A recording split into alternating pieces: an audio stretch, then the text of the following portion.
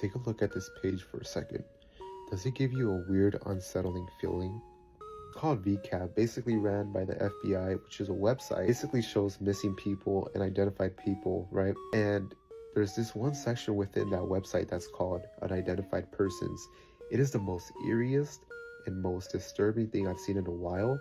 That's actually gave me nightmares, bro. Like, and that's coming from somebody that loves true crime. Some of these people on this page have been almost identified for years or even decades, and most of them are classified as a John Doe or Jane Doe, and the only real information that the FBI may have on them is simply just what they were wearing. Some images maybe could depict what kind of age they were at the time when they were found. But you know what really creeps me out is the fact that the Jane Does and the John Does, they were all human once. I mean, they had a life, they had a job, they probably had school. They were literally people like us.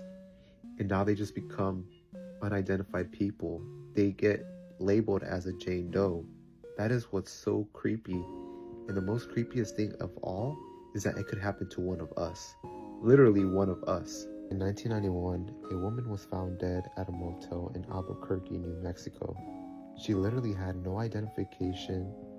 Authorities couldn't figure out her name, and just overall was just a big clue. A little insight was that investigators were able to get a clue to what her name was, which was just labeled as Becca. But that was it for a few decades, and for the majority of the time she was labeled as a Jane Doe. Luckily, in the late 2025, investigators turned to genetic genealogy, and literally within months, researchers were able to find a potential family match. This included her half-brother, who agreed to do a DNA test. Crazy part is that it literally came to a match. And in March of 2026, after 34 years of being unidentified, Becca was finally given her name back as Becca Malakoot. Thankfully, the family got closure, and after all of those years being labeled as a Jane Doe, Becca Malakoot finally got her name back.